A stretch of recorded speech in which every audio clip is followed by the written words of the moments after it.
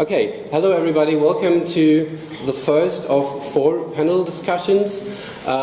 Just very briefly, because we're already running a bit late, and Lisa Bosbach already said before the first lecture, my name is Klaas Werner, this is Fabian Saavedra Lara, we're from the Media, Arts and Digital Culture Network Medienwerk NRW, which is a network from several media institutions from this federal state, North Rhine-Westphalia. And we organized together with VIDEONALE this panel and the following Skype lecture with Claire Bishop. So welcome to this panel. I've just thrown it on there. It's called Performance as Action, the Emergence of Gender in Performance. And I will quickly introduce the host of this panel, Mary Shnayien. She is a doctoral candidate at Ruhr University in Bochum and member of the grad school SecHuman, Security for Humans in Cyberspace.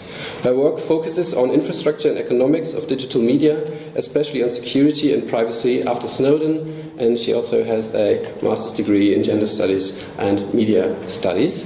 And I will, without further ado, just give her the word and she will introduce the panel, and then we'll start with Antke Engel. Thank you. Yeah. Thank you, Klaas. I'm delighted to welcome you to the panel Performance as Action. And this panel roughly consists of about 2 parts. First, there will be individual presentations from each one of the panelists, and then for the second part we'll have a discussion which will be opened for questions from the audience later on. And then to get started, I'll quickly introduce our panelists. On the right, there's Antke Engel. She's the director of the Institute for Queer Theory in Berlin, where she connects academic debates with political activism and artistic or cultural practices. She received her PhD in philosophy at Potsdam University and currently works as an independent scholar in the fields of queer, feminist and post-structuralist theory, political philosophy and visual cultural studies, and has also held various visiting professorships. She has published numerous essays and the 2 monographs Wieder die Eindeutigkeit and Bilder von Sexualität und Ökonomie. One of her latest projects is an ongoing series of events and a book by the same title called Bossing Images, The Power of Images, Queer Art and Politics, which she curated together with Jess Lawrence. Then our next panelist is Vika Kirchenbauer. She is an artist and writer currently working and residing in Berlin.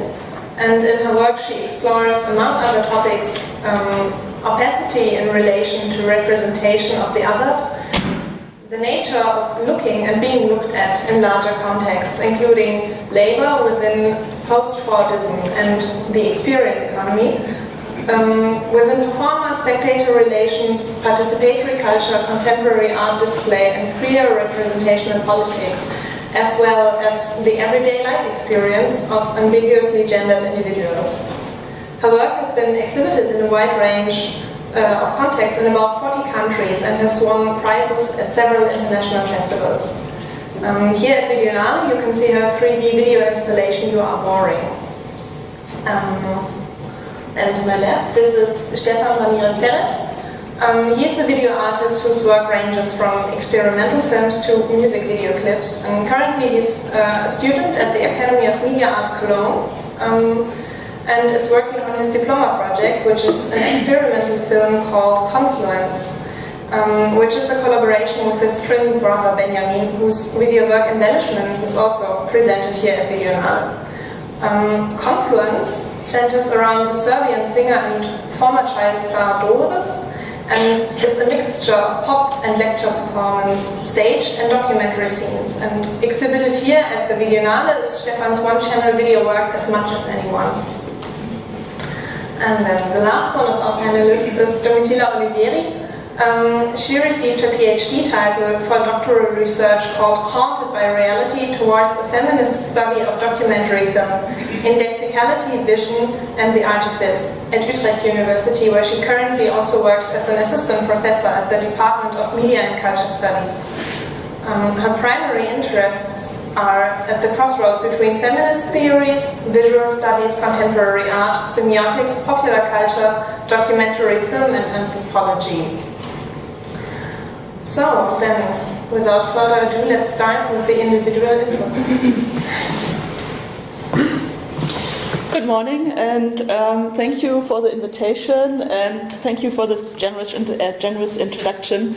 I'm very happy to stand here for Marie-Louise Angerer, who unfortunately couldn't come, so I spontaneously jumped in, and have the pleasure to introduce this panel, Performance as Action, Constitution of Gender in Performance and Video Art.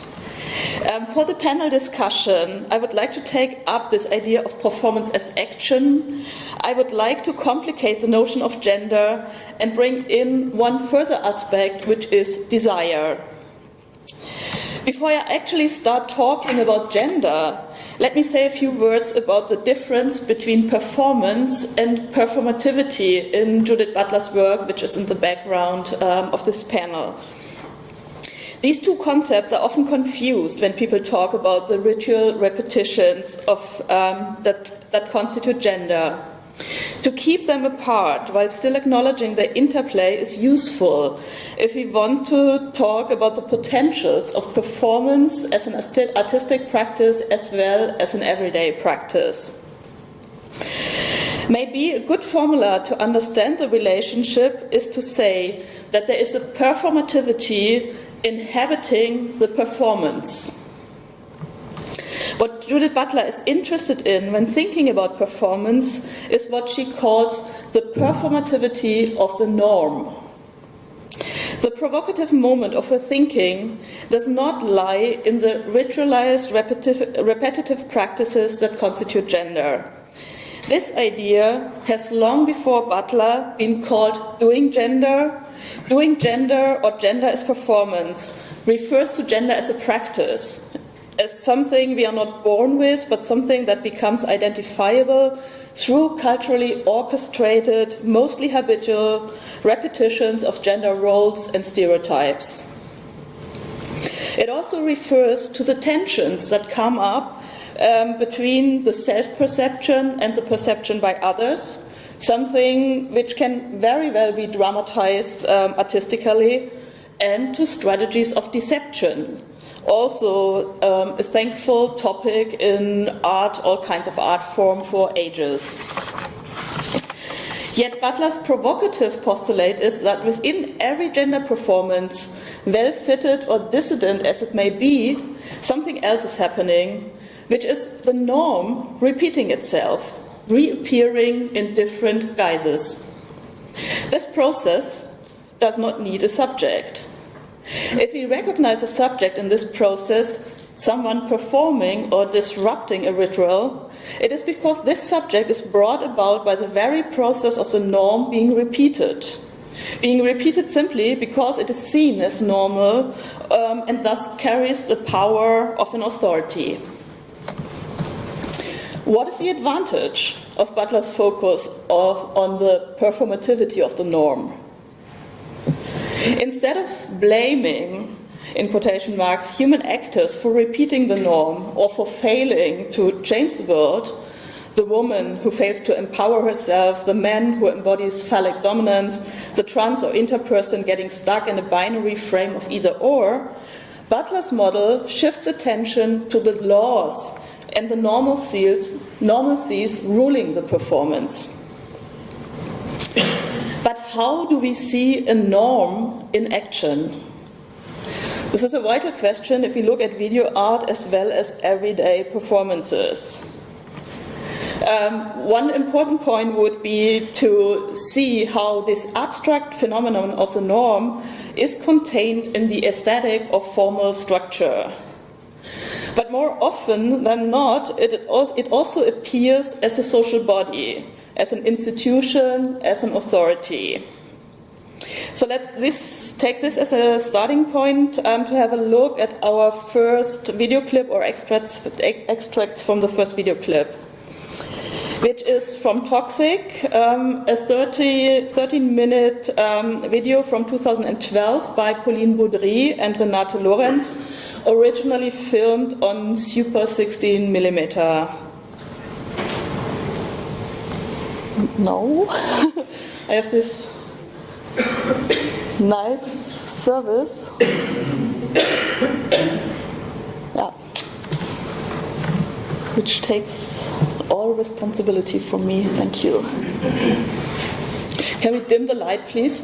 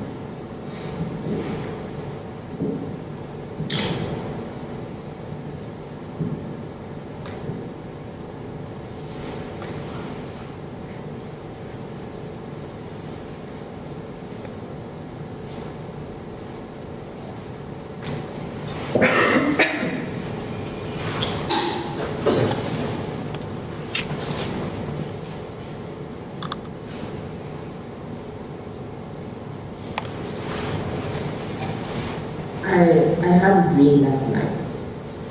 I dreamt that the technicians of this film would revolt. They never have the right to speak. Why is it like this? And I thought that they would be, that they, culottés, you say in French, that they would have the guts to take my place and change me from my place. But still, they are not moving. Why is that?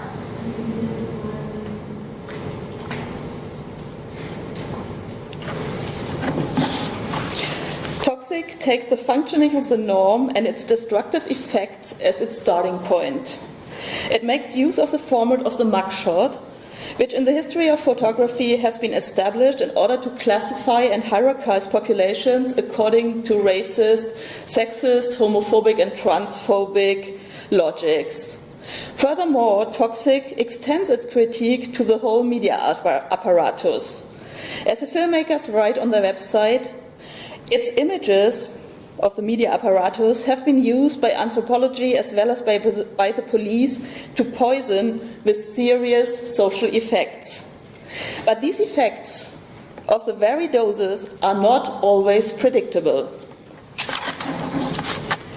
The notion of toxicity employed by Baudry-Lorenz purposefully provides for ambiguity. The toxin may poison, but it may also cure. It may induce pain, but as a drug, it may also alleviate pain or even have the most pleasurable effects. This ambiguity is brought into place through filling the norm with unusual, fantastic figures, which in their DIY aesthetic subvert the norm by literally squatting its post of authority. Here, gender is one of the various sides of transgressing normative expectations, with the masks that do not fit into binary gender stereotypes nor typical racializations, and also with glamorous drag queen performed by Werner Hirsch, restaging a BBC interview by Jean Genet from the 1980s. thus overriding masculinity with a feminized trans body, while simultaneously activating questions of class exploitation, of police surveillance and criminalization. I've chosen this extract from Toxic in order to challenge Butler's idea of performativity on two levels. Firstly, we need to realize that there is not a single norm at work, but a variety of norms which might sometimes support and sometimes contradict each other. Secondly, Toxic points to the productivity of fantasy. Fantasy, if I use this term, is an imagination fueled with desire. I would like to argue that apart from the performativity of the norm, we should also consider a performativity of desire. That is, desire having productive effects which might stabilize but also transform social power relations. Maybe we can understand desire as functioning in a similar, non-personal, non-intentional way as I have explained about the performativity of the norm. I will come back to this later, but first I would like to show two more extracts from video clips which allows to see that there is more than one norm at work. An idea brought about by intersectional theory. In short, it says there is no gender isolated from a whole load of other social differences. For example, from racialization, which might also be the racial privilege of whiteness, or from normative able-bodiedness. So let's watch an extract from Amanda Berg's In My Language, a 8-minute, 8.37 minute video posted on YouTube in 2007.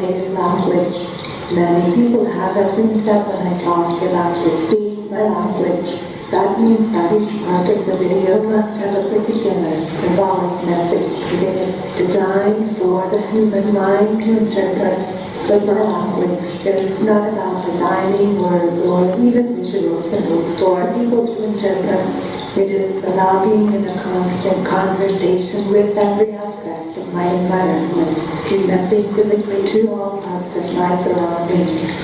In this part of the video, the water doesn't symbolize anything. I am just interacting with the water as the water interacts with me. Apart from being purposes, the way that I move is in a growing response to what is around me.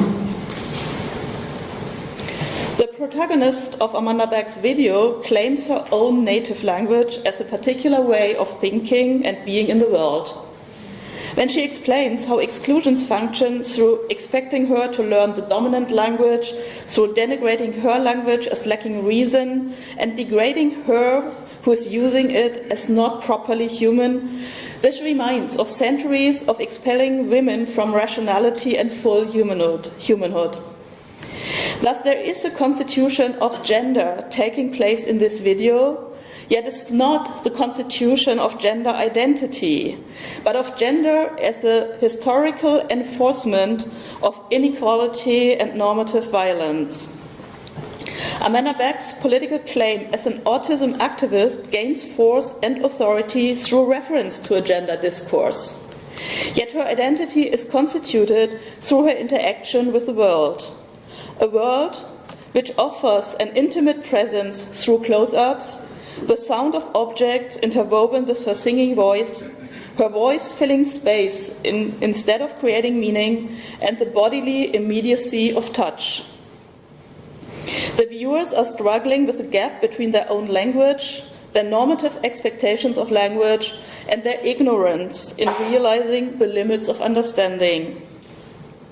A gendering of the viewer might take place, as might a racialization or a classing, according to his or her own experiences of being privileged or discriminated due to the language one is inhabiting. A person whose class background never allowed him or her to move relaxed in an education system defined by bourgeois values might feel solidarity with Bax. However, in order to do so, needs to repeat his or her own experiences of being classed. With this in mind, let's watch another extract from a video clip. This is now from Wu Zhang, Shape of a Right Statement, a 5.1.5 video HD from 2008.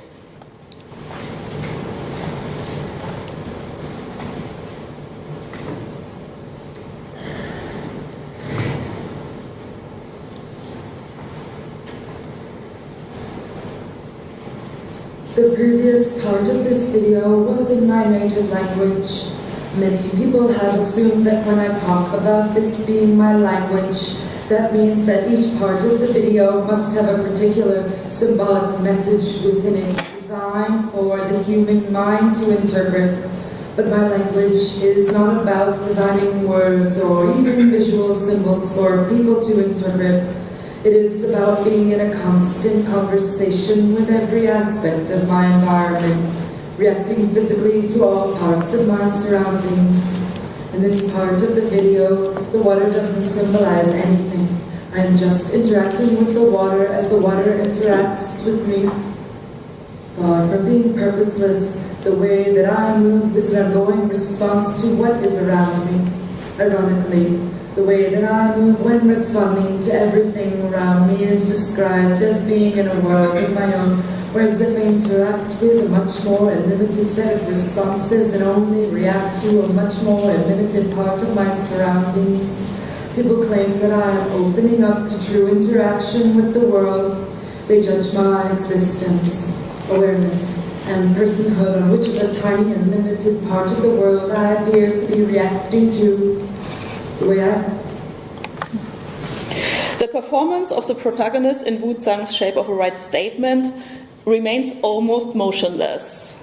Even the facial expressions are steady, all the more attention is drawn to the tear which is slowly building up in the eye. Exactly the same text is spoken as in the second part of Amanda Beck's video. Does this mean that two different kinds of performance make the same political claim? No, because the power relations depicted become even more complicated since Wu Zhang's video is inherently ambiguous. It is impossible to finally determine the gender of the protagonist. There is no clear racialization, and the video could be as likely an act of solidarity supporting the autism movement as it could be an inappropriate appropriation of Beck's course for Zhang's own interests.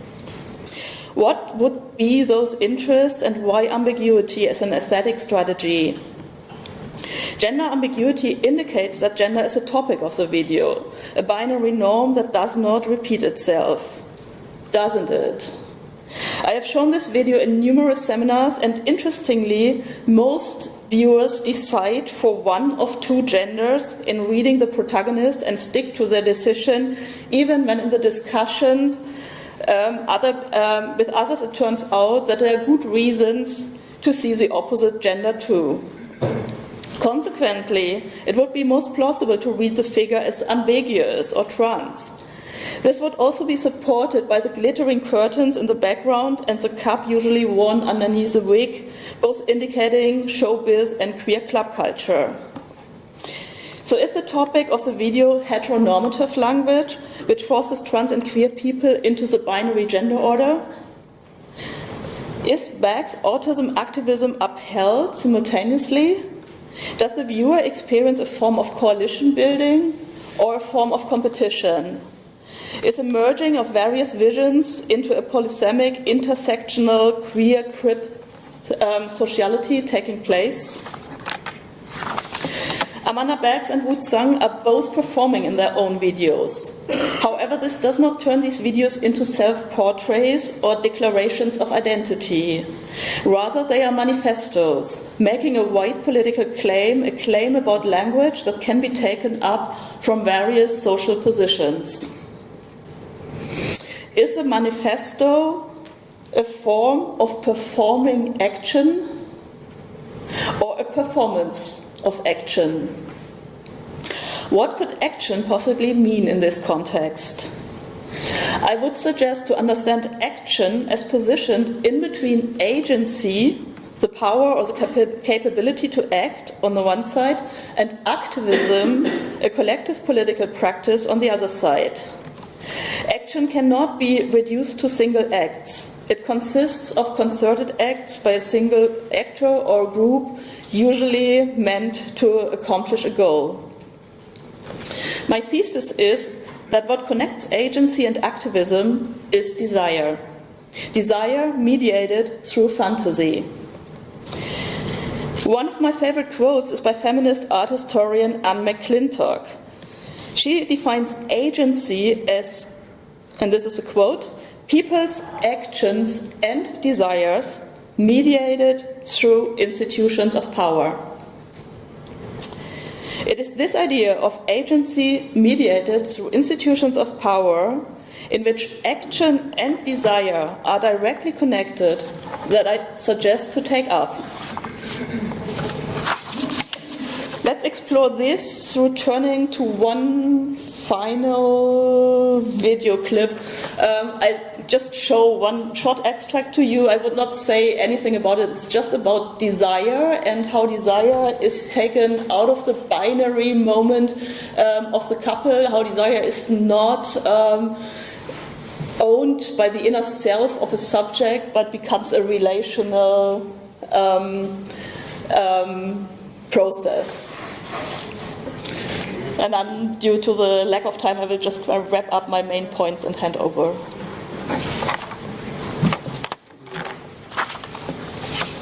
Oh, no. Or maybe we just, because time is, yeah. Can you just, nee, lass einfach die Stills.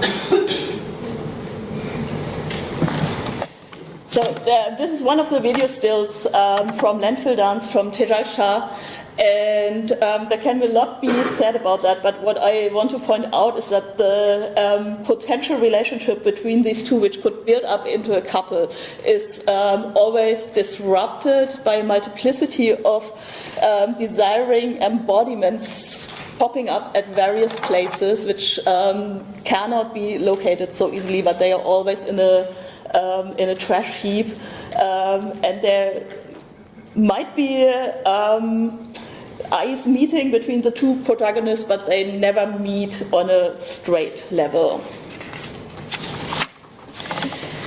So, just quickly to wrap up my main points. Gender neither appears nor is it constituted as an isolated issue. We need to consider multiple norms which may contradict each other or support each other. Apart from the norm desire, functions as a constitutive moment of subjectivity and social relations. So considering artistic practices and video art, we may ask, how can we see a norm in action? It may come along as an established aesthetics, as an embodiment, institutional or personal, of authority, as a law, maybe as the law, or as normalcy. How can we see desire in action? It may come along through fantasies, more or less idiosyncratic, more or less stereotypical, openly sexualized fantasies or subtly erotic, in accordance with the norm or challenging it. So questions would be, how is the norm legitimized? How does it legitimate social hierarchies, power asymmetries, and even violence? Are they the norm and desire enacted by a respectable and authoritative and admirable figure? Is there sexual energy driving the norm? Is there normative power regulating desire? Do we encounter a desire to conserve or a desire to transform? So, and with these questions, I would like to hand over to the others who brought their own material, more material, and I guess this will probably be questions that, or hopefully be questions that can be taken up in the discussion.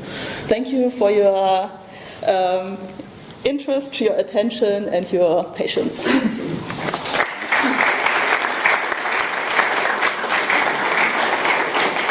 Thank you very much, Antke. Then next we will continue with Vika. I think this is turned on. Okay, can you all hear me? Yes. Thank you. I hope you excuse me if I don't stand up. I'm just going to try to talk a little bit. You can interrupt me if it's too long. About the piece that you can see upstairs, which is cultural borrowing. And I'm trying to talk about a few things, partly in response to the input we just had. No, Antke. What I try to look at in the piece is the different developments in economic organization and the reorganization of labor, and its relation to art, to what is considered art, what is displayed as art, what is considered of value, and so to just look back historically a little bit. If we look at commodities, there's found an equivalent in art in the tangible object. Later on, we had things like site-specific installations, which again mirrored the service industry. And now we are in a moment in time with there's more and more ongoing performance exhibitions, where often we have shows that last over weeks or months with continuous performance. And I try to link that to the emergence of the experience economy over the last, let's say, 20 years, that centers the visitors and the guests' experience over actually owning something. So the customized experience is considered of value, which you also find in, for instance, donors, dinners, and like big institutions. So people pay a lot of money to have a ticket to those dinner parties, and those more and more, if not always, come accompanied by performance art. And so that experience that the ephemeral holds a different kind of value than it did when performance art started out as something that was against commodity, against something that can be owned, against something that can be held and grasped in the same way. While now the experience, the ephemeral, the kind of knowing of a secret that has a sense of exclusivity because other people cannot experience it because they don't belong to those who bought the tickets. has a different value to it. So I tried to look at experience economy, the proposed restructuring of labor, and experience economy and developments in institutional or institutionalized art spaces. Another thing that comes through the experience economy is the restructuring of labor, so that more and more work has been done on stage.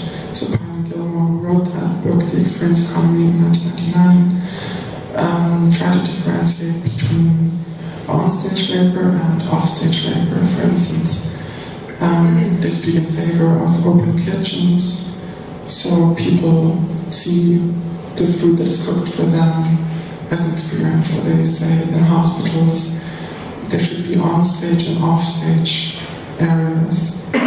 So this kind of restructuring of labor places the worker on stage, where the gaze of the other is always assumed. So in hospitals there should be on-stage corridors, for example, where people don't talk about death, because many people who find themselves in the hospital might be sick or might be visiting someone who's sick.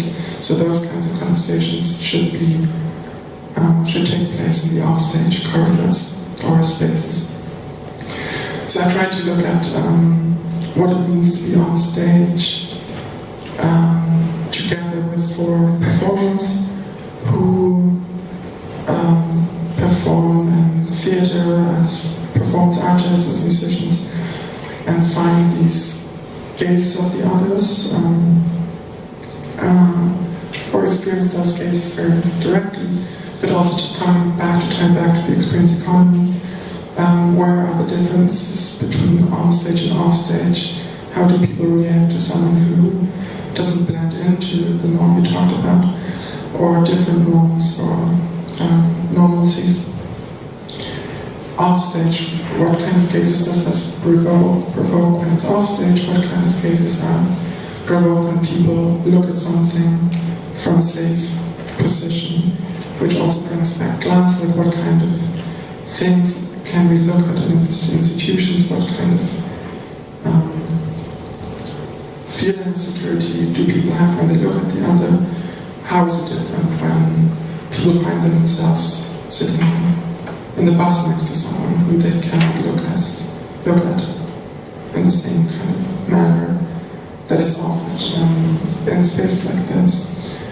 And then again, to bring in the experience economy and think through the lens of experience economy, the relatively recent incorporation of art made by marginalized groups or representatives of marginalized groups, and what kind of experience that might actually also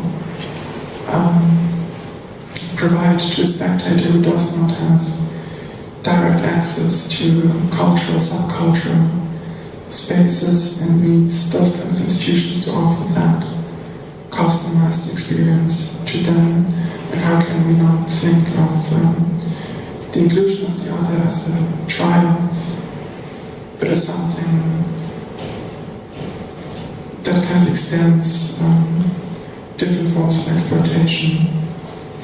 And then also in relation to the input, but also to the topic of the panel, how can we think subversion and transgression not as achievements, but as potentially that which is the most dynamic motor of how capitalism works? I think we can talk about norms in social fields and the state, also surveillance, but I think capitalism very much relies on and needs these kinds of transgressions to incorporate that. Like, since I have looked at like commercial culture advertisements, none of ads have ever said be like everybody else. Like, it's always been like be yourself, be different. So I'm looking at difference in that way, like how it is made productive in a framework, in a particular economic framework, and how that works. Thank you very much. Would you like to add something? Because you don't have time, or I can just ask you something. Maybe. I can always talk more, but I think maybe one organizing principle that is also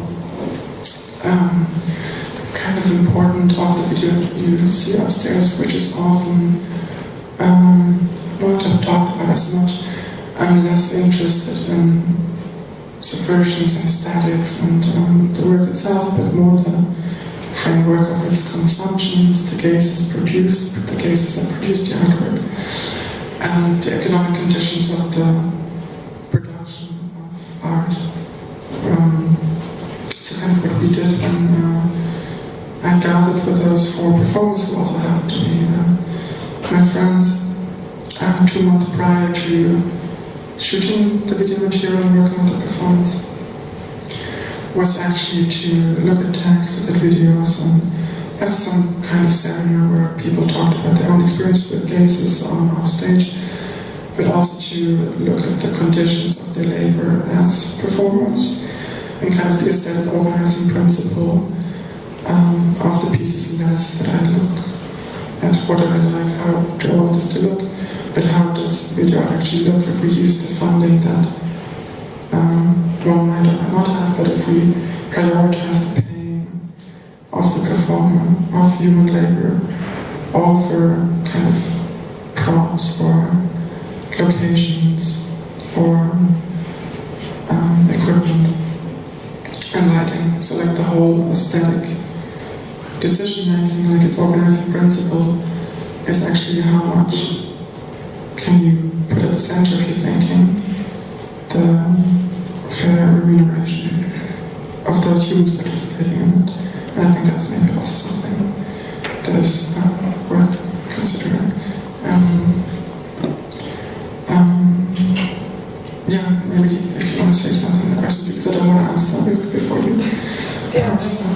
Thank you very much. My question goes in the direction of, you mentioned that the framework of consumption is so important to be looked at in a way. And then this would be my question, which maybe this cannot be answered to a final point at this moment, but I would be interested how this framework of consumption of an artwork, which is, as you made clear, in a somehow, I'd say, a little bit precarious work to be looked at and looking at things, and I would be interested in how. Which spaces do you see for a critique of this capitalist framework, which is, as you already said, quite consuming, which is able to consume nearly everything? So where is the space where you can, how can you take space within this capitalist framework in order to explain the topics of being looked at and looking at? Mm-hmm. So. I mean, that's obviously a problem that is central to what I'm trying to discuss, but also hope that the contradictions that emerge as part of such a practice can be productive. Because of course, in formulating such a critique while relying on the same institutions, for example, for any kind of professional success, I mean, that is a paradox and a contradiction in terms, basically. But I think the strategy of the video, as well as the video that was shown in the exhibition 2 years ago, is to actually complicate the gaze of the spectator and kind of constitute an act of looking back and try to come closer, in a sense, where, like, within an art world, to be considered part of it or to belong, I think some kind of basic knowledge about some gender competence is almost a requirement. But I'm interested in what happens when these bodies come closer, when 2D becomes 3D, so to say, when things, even if symbolic, become more physical. And one is looked back at, and these kind of assumptions that we have on others are made upon us, because of course the assumptions the performers or I as a writer make upon the audience never aim rightly at those. Looking at the piece, and but those kind of like missing the mark a little bit, or people who understand the critique of the piece need to have some kind of sensitivity to it that they might feel wrongly addressed. But I think that kind of like mutual projection of like extending performative space away from the screen, even the 3D projection, into physical space can be productive, and it's maybe less, from a spectator point of view, less on looking at something while I'm looking at ourselves, but more looking while also looking at ourselves.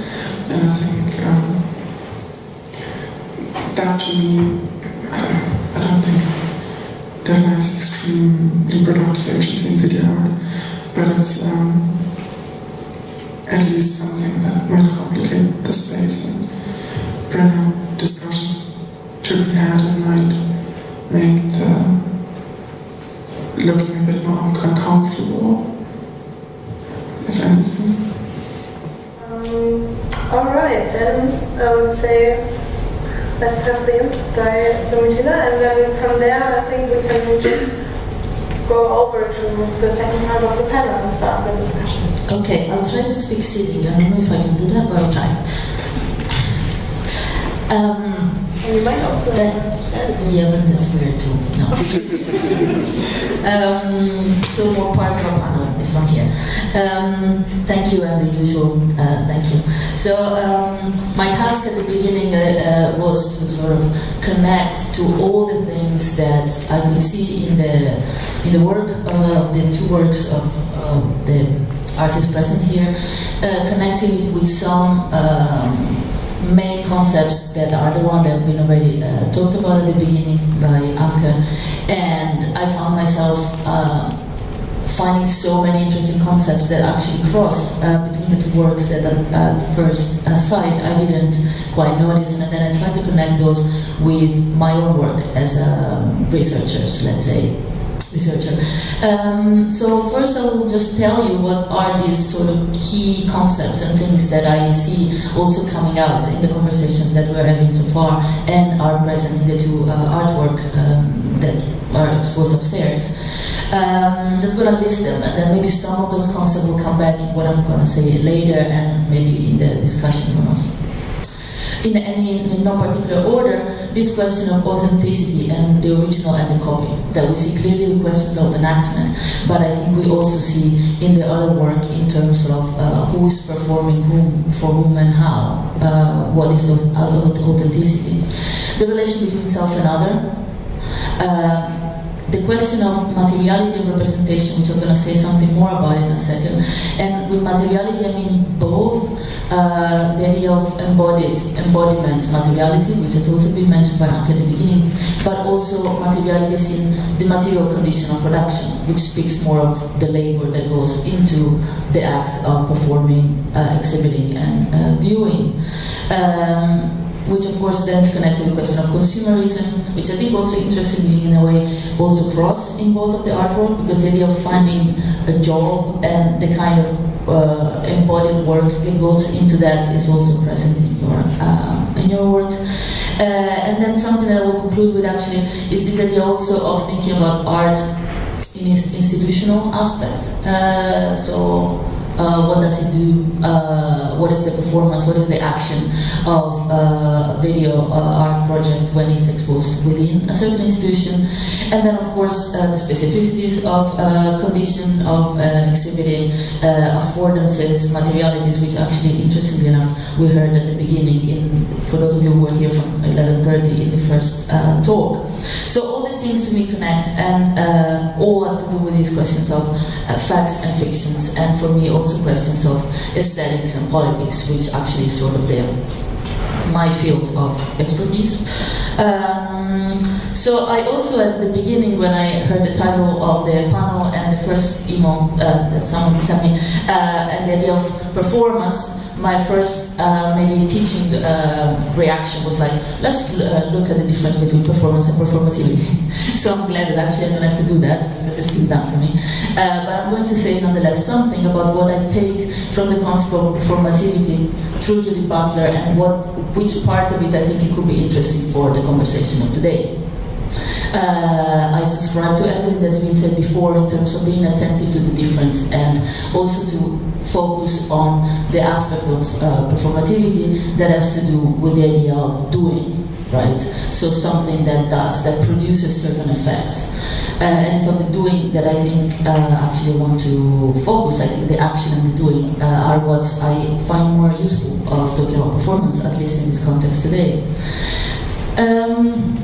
So briefly, what is important to state, and I'm just going to repeat it a little bit, is that the idea of performativity has a lot to do with the idea of reiteration and citational practices. It's not something that happens once, but it's a production that is ongoing through a certain repetition. But especially the idea of citational practice is something that Butler talks about, and I think sometimes we focus a lot on the performativity and maybe less on the citational, but I think it actually fits with some of the things that we're talking about today, because the idea of citation, I think, can be productive when we think of the potential for subversion. I also don't think that performativity in itself speaks of subversion. In fact, it speaks a lot also reinforcing certain norms, not only gender norms, but let's say normative power relations, normative discourses. But the idea of performativity as a citational practice, which again is something that Butler talks about, I think adds the possibility of looking at this idea of repetition with difference, right? A quoting, citation is repeating something, but something is a little bit different than what the norm, in a way, or what the previous discourse representation was before. Which I think, again, it comes interesting in some of the artwork, this idea that we see that we can distinguish, for example, the original story from the reenactment of it by something that we don't know quite what it is, right? And that is that repetition with a difference. And feminist scholars, many queer scholars, have been talking about how this idea of this slight thing that is off in the citational practice is something that can open, let's say, these fissures, these cracks in the normative system, and that is where then possibility for subversion, if that's what we want, which is one of the questions, can come about, right? In these cracks, let's say, in the repetition of norms.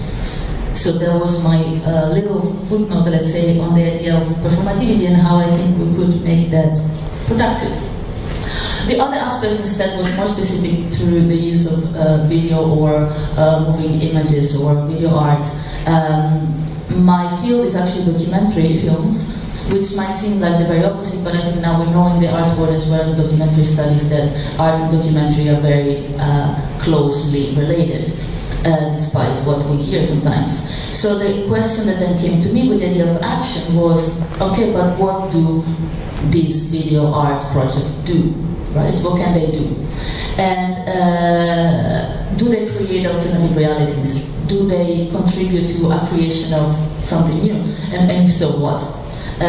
One of my favorite scholars from documentary studies, actually, she talks about the fact, she quotes, the degree to which the social world determines the cinematic image of it is the degree to which it can be transformative of the same world. So scholars have argued, and artists and filmmakers, that actually there is a transformative potential in a certain way of producing cinema images. But what is it? What is that can happen? In my reading, so that's maybe my angle of contribution to bring here, is to look at the way that this creation of realities happens through, let's say, video. What do this video do? And I think to connect with some of the other keywords that have been spoken already, the idea of the gaze and looking is something that, as many of you probably know, in film studies has been explored, top, right, and left. The gaze has been one of the foundational concepts to put together questions of desire, question of representation, question of gender, question of power. And a lot of work has been put by people in the last maybe 10 years at this point, probably before, but in the last 10 years became a bit more official. The fact that actually there is a shift from only focusing on the gaze to more of a question of embodied spectators, or what me and other people have written about as more like a multisensorial approach to video or to art or cinema. And I think this multisensorial approach speaks on the one hand of the question of the lived experience that we were also addressing a little bit earlier, but also of the question of how do we then engage differently with the relation between the artwork and the spectator, and how can we think of the experience of the performance of video art as an embodied practice, right? And the one reason why I think this concept of looking in relation to multisensorial approaches is interesting, is a very long story, but I'm going to keep it short, is the fact that we know how practice of looking in the gaze have been, for many decades, put in relation to questions of power, right? The power of those who look at something, right? But other scholars, among others, Donna Haraway is someone, but many others, have also pointed attention to how, in a way, in our Western framing of viewing, looking, sight, seeing, we tend to assume of it as a very disembodied sense, like the sense of looking as disembodied, right? We look at something that is far away. So the challenge is, and again, many feminist scholars, artists and filmmakers are working on it, how to, let's say, bring the eyes back into the body, how to think of viewing as an embodied moment, and why would this be holding transformative or subversive potential? Can we argue that with others, that if we think of art and video in this way, we can sort of produce a way of what other scholars have called as producing a new seeing. Trimina talks about the idea of producing a new seeing, not so much new images. And Elizabeth Cohen, a scholar, she talks about this idea of seeing anew, where we still keep talking about seeing and looking, but actually what is meant is a different way of engaging with the whole embodied imaginary and the experience that goes with the idea of looking.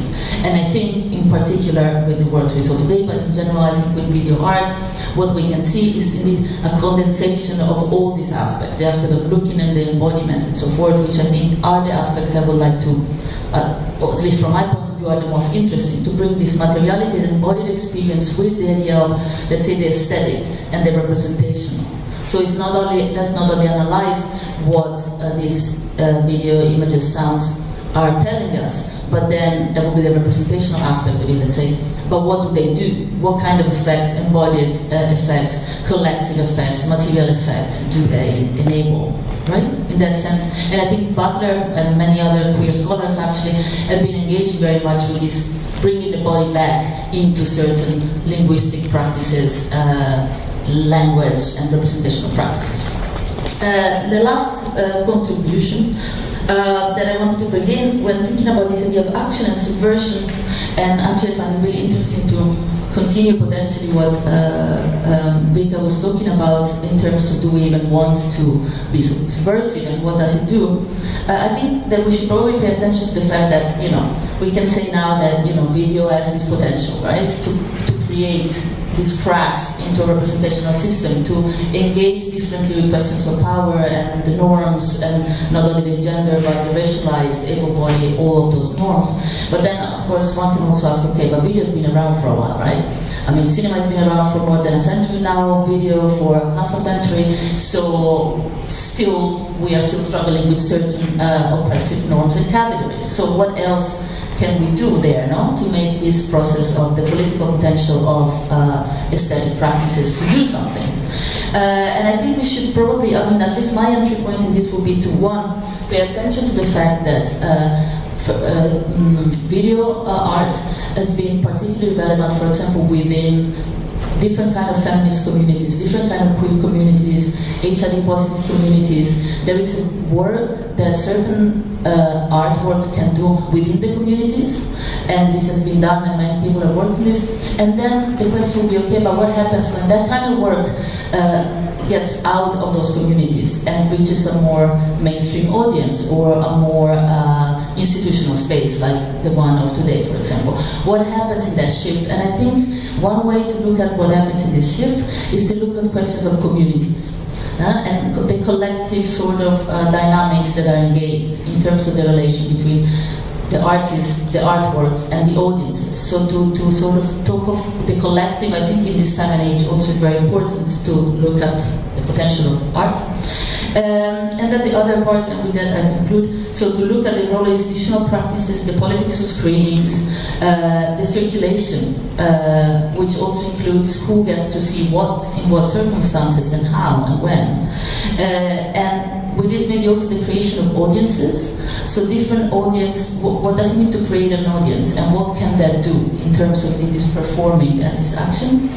And then indeed, the other last piece, to go back to what I was saying at the beginning, maybe to think of, this will be my take, to think of subversion. If we think of subversion as something, or at least maybe subversion more like the action, as a way to, as a political space of resistance, right? If we think of subversion as a political space of resistance to hegemonic discourses, racist, sexist, and so forth, kind of discourses, then maybe rather than proposing sort of brand new images, then the way is to sort of open up these cracks. So then subversion is not so much a new, clear identity that then becomes marketable, sellable, and so forth, but more sort of keep on working at the cracks within which there can be a more, let's say, dynamic, indeed, potential to do something different, which I think echoes maybe something that was said before.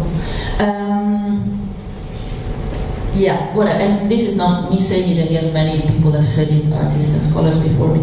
These were kind of the things I wanted to pick up, and of course there's a lot more behind it, so if there is any desire to explain more, I think we can talk about it. Thank you very much. Direct comments from any one of you? Alright, so then maybe I'm interested in the aspect of subversion you just mentioned in the relation to create, what it means to create an audience. And I think this is kind of, we might connect this with your explanation on your video deliberately misunderstanding its spectators or misrepresenting its spectators. So in order would you like to add something to this or? Can I, not to make your voice away, no, because I had in mind very much having seen your work. I first saw it two-dimensional, and then yesterday I got to at least see parts of it in the 3D version, and then the speaking to the audience get, of course, even more powerful, right? This you have big faces of the person talking at you, that says something. And I think, I was thinking exactly that with the creation of audience, because I think that work assumes a certain audience, and I think it assumes it quite well. But of course, not everyone will be represented. You know, not each of the viewers will feel represented by what the people in the film are saying or doing. Nonetheless, it speaks to the institutional audience, right? And I think if that work would be presented, for example, in a different context, I don't know, a more underground queer community, would have a completely different kind of impact, and just would be read in a completely different way. So that's what I was thinking, actually, but you know more about that. Yes, it is made for a particular context, and it also, what you mentioned, artworks or people or gestures can transition from one context to the other without changing meaning. I mean, that's very clear, and I think, especially when producing art and kind of image practice, I think that's important. I think it's something that is often lost, that gesture that might communicate one thing and might create a community, a sense of community, when it is placed within a context that is more career-oriented, might benefit those whose name is attached to it much more than it does those represented in it. And of course, yeah, I think thinking about context and spaces and where things are shown is something that has influenced what I do very much, and also it has been a learning process, like having made work over an extended period of time and seeing how it is looked at, how it is consumed, how people relate to it in an effective way, and how one can be used as a proxy to experience something which is not tangible or not livable or not within the realm of experience in their everyday lives. So one can become this experiential proxy through which someone who does not share a certain type of experiences can live and kind of reach dimensions of themselves which they don't live. And exactly then to talk about that kind of experiencing parts that one can reach oneself through the other, and then experimentalizing that in a way. I think that is something that is interesting to yourself, made it more central in what the practice actually is. So maybe I would like to get back to Antke's presentation and the mentioning of fantasy as imagination, which is fueled by desire. So would you say that this, could you elaborate on the aspect of fantasy in video art, and especially in video art as a time-based medium to connect, maybe via looping or other media-specific forms, in order to create something like a subversion or making visible of norms, especially in context of specific audiences and specific ways of showing the video.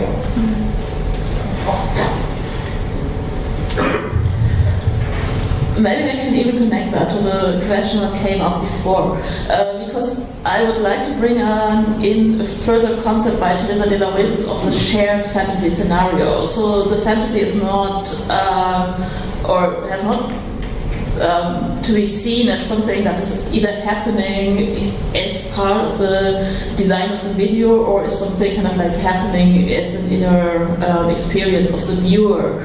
But when watching a video, I'm creating, or I become part of a shared fantasy scenario with the video, and this is actually what I guess Vika is working at when kind of like there's a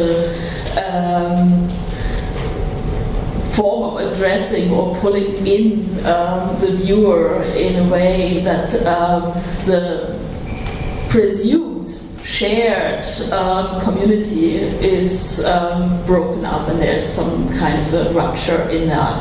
And I think this is a very, probably a very interesting moment. How can we, instead of talking about a community or the audience, talk about variable shared fantasy scenarios, and then kind of like acknowledging that in these shared fantasy scenarios the desire is not controlled by anybody, but there's actually a dynamic going on which confronts us with a moment of what Judith Butler kind of like would call the post-sovereign, or the subject, or the ecstatic self.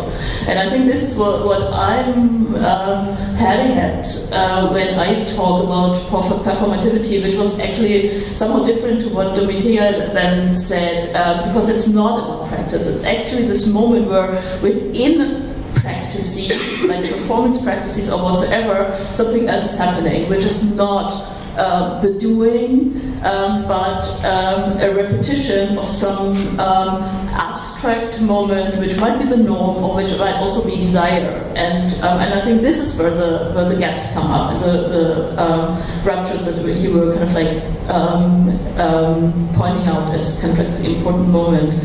I don't know whether this somehow answers. You were also asking about video as a medium that is maybe.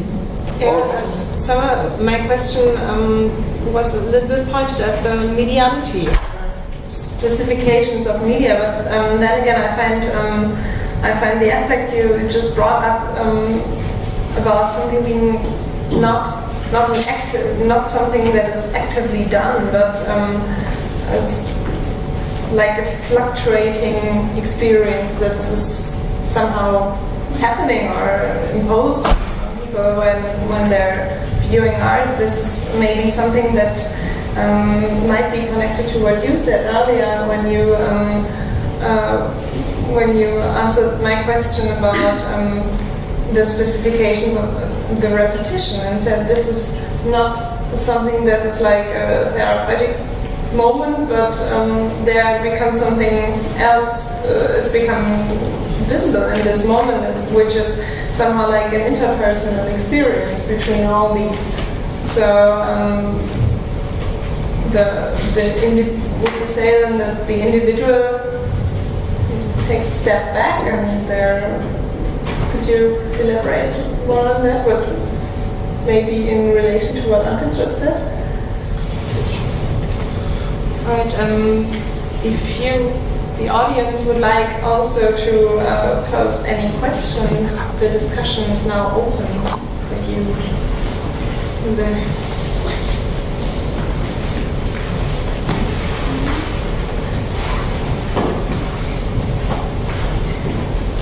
All right.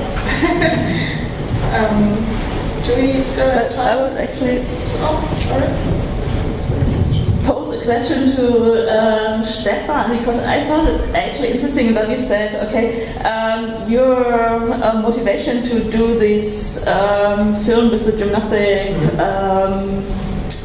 or swimming was you somehow feel seduced into this topic, and there was a certain kind of desire taking place. And for me, it was interesting. How did the gender aspect play into that, and what did it mean for you, kind of like to reenact the female? I mean, at least this is how they are defined by the Olympic Committee. How are they called? Gymnasts. What's the term? I don't know. And also, what do you think, what would be the shared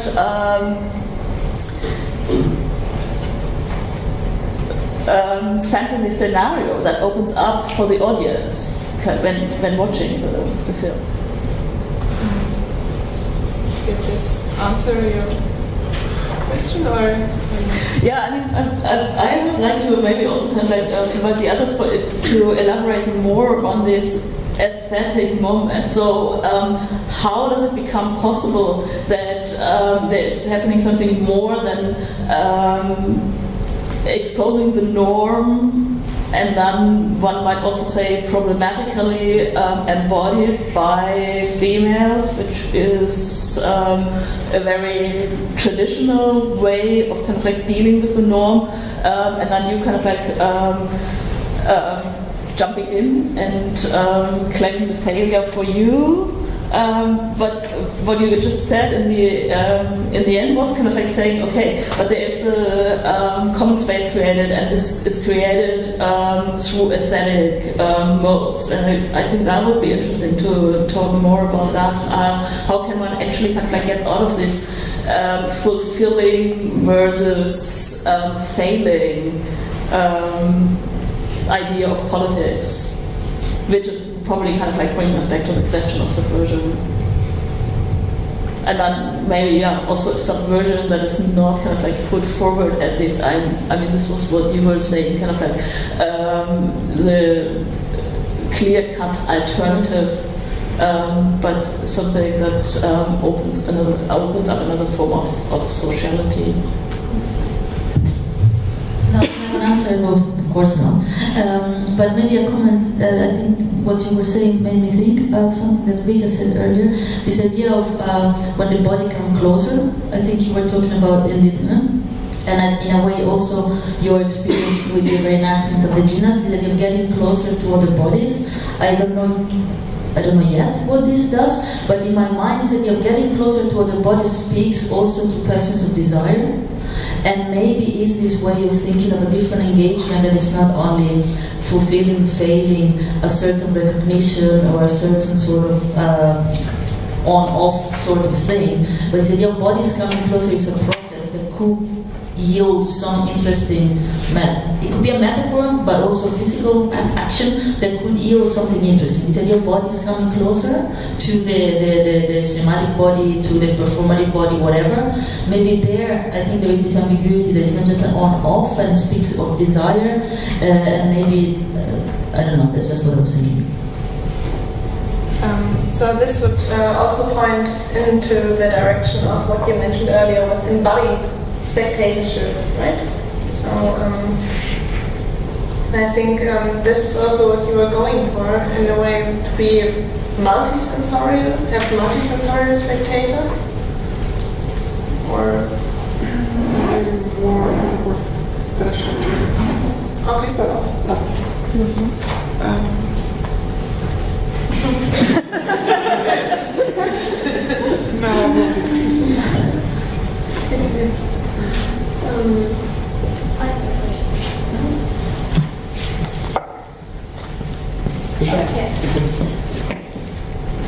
So, in relation to embodied spectatorship, in languages of cinema, like conventional languages of cinema, the subjective shot is usually or the POV shot is which is like the one when like walking along and so on.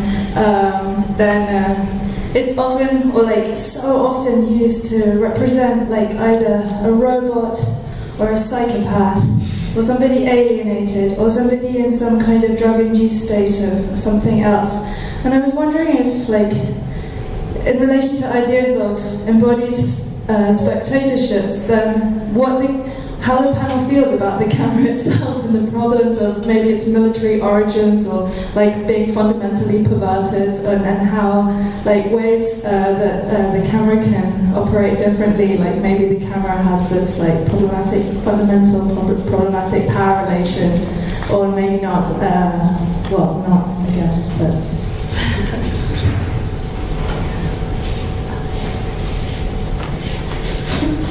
I just think that this could open a whole conversation, and that I think we're not avoiding it, but we went a different direction, but we can talk about it, I guess, of the role of the camera. If we go really, and we didn't really, I think none of us zoomed into the, let's say, material specificities of the artworks, but and everyone has their strategies, I suppose, but I think, of course, the role of the technology that mediates or that materializes this kind of dynamics of desire, representation, and so forth is very crucial. So to think of the role of the technology or the camera or the editing or whatever is something we didn't do, but it would be worth a whole panel in itself, your question, I think.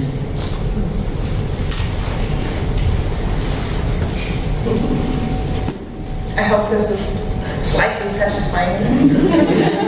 I'm sorry. Any other questions? Yeah, over there.